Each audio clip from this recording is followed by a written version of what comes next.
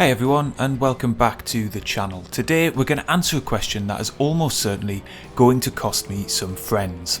We're comparing two sims and how each represents front wheel drive touring cars. And the reason this is such an exciting question is TCR cars represent one of the biggest classes in RaceRoom and have long been a brilliantly distinctive part of the sim. And they now also represent one of the most popular entry-level series in iRacing 2. Following the introduction of two new cars at the end of 2021. Followers of the channel will know I've done a ton of driving in both simulators in this class, and as a number of you have left me comments in recent weeks asking which is better, I couldn't resist doing a video on it any longer. First though, some caveats. 1. I have not driven every touring car on offer in RaceRoom or iRacing. Indeed, in iRacing, I've only driven the Honda. Some of what I've experienced and described may be car specific, as each model and generation of TCR car will have its own unique quirks. The cars I've driven are also not identical between the two sims, but the reality is I don't have limitless time or money, so this is just something to bear in mind as we go. 2. 99% of the time when sim racing I use stock setups provided by the sim, and that is true for my experience driving TCR cars across RaceRoom and iRacing. 3. I've no idea what a real front-wheel drive touring car drives like, and I don't pretend to either. My impressions are purely based on what feels consistent, authentic and enjoyable to me.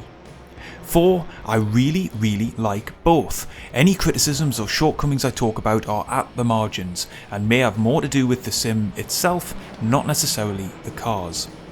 Finally, 5. I'm not going to be getting into which of iRacing and RaceRoom represents better value for money or which sim overall is best. Those debates are for another time.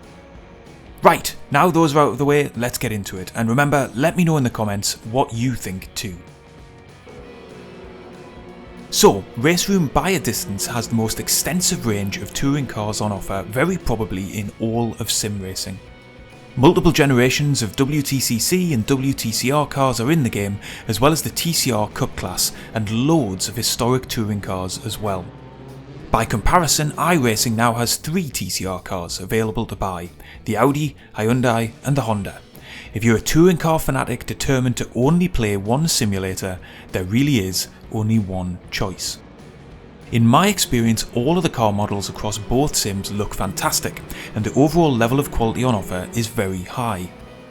However, for those looking for a properly authentic recreation of WTCR or WTCC grids, RaceRoom is the clear winner. The breadth of cars on offer, authentic liveries and number of real-world tracks from the series is very impressive, and of course can be used offline as well as online. The 3 cars on offer in iRacing do, by all accounts, offer decent variation, and with the TCR Challenge offering a range of authentic TCR style tracks like Donington, Oulton Park and Laguna Seca, alongside the recreation of the real-world IMSA Michelin Pilot series that provides GT4 TCR multi-class racing. Both sims offer ranked online grids at least every hour. In my experience, although popular, participation levels do vary on RaceRoom, but so far, at least on iRacing, you'll find at least 3 splits of 18 plus cars in both the TCR Challenge and IMSA Michelin Pilot series, which is seriously impressive. By the way, if you're enjoying this video and want to see more, make sure to leave a like and get subscribed to the channel too. But over and above the content on offer, the most important question is how do the TCR cars feel to drive? The top line answer is both feel great and certainly share many similarities as you'd expect. Both have a tendency towards understeer if driven like a rear wheel drive car. Both will tolerate you being aggressive on your inputs, but both also suffer from burning front tyres if you're not careful. RaceRoom's cars often feel less stable to me under braking and often through corners as well.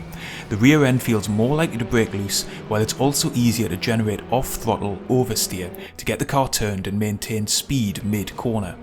This makes for a really engaging driving experience, where you're almost coaxing the car through the corner and constantly pushing the limit of traction before gunning it on exit.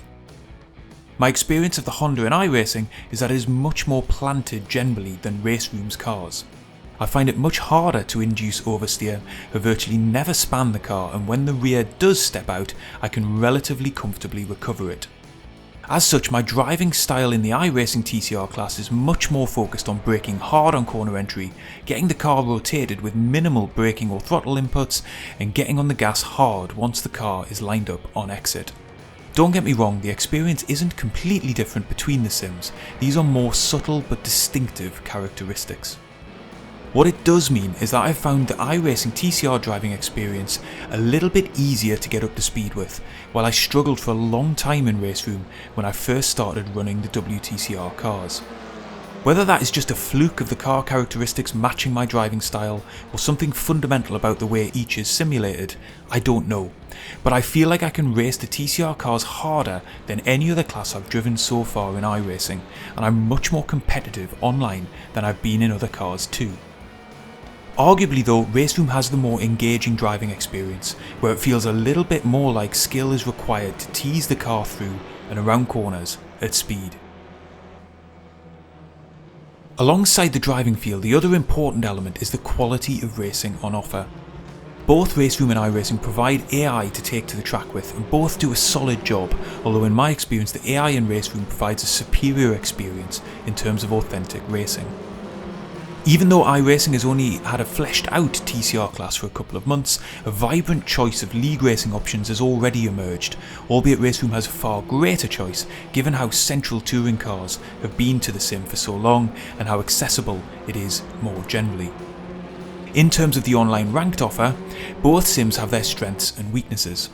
WTCR is a fixed part of RaceRoom's new season-based ranked system, which means each week is guaranteed to have a WTCR race on offer. However, in my experience, grids have been smaller than I'd have imagined, and certainly smaller than I remember them being under the old ranked system. However, when the grid is full, the netcode, collision detection and damage model of RaceRoom means you can have some fantastic TCR style racing in the sim.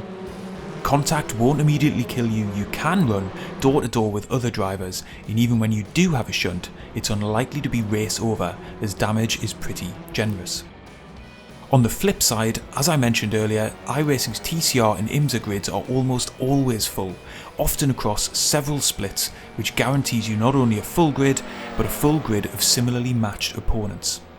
This matters to the overall experience as it means regardless of your skill level, you can work towards competing for wins.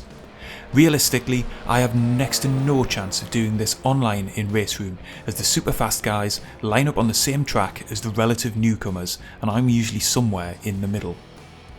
What's more, because TCR features in 2 series in iRacing, you have more choice of tracks and race formats, with the IMSA Michelin series providing longer races at 30 minutes, open setups and multi-class racing with a field of GT4 cars. However, even though I think netcode, collision detection and damage have been tuned for TCR within iRacing's overall system, it is still less conducive to close door-to-door racing than RaceRoom. It means that while you might get even more spectacular TCR shunts in iRacing, the chances of cars being able to sustain minor bits of contact and stay on track is far reduced. Overall then, it's a brilliant time to be a fan of driving TCR cars in sim racing. Both RaceRoom and iRacing offer quality options to get stuck in and learn to drive front-wheel drive monsters around an array of authentic circuits. But there are key differences. iRacing's interpretation is, for me, easier to get to grips with, more planted, provides a huge and consistent online racing experience.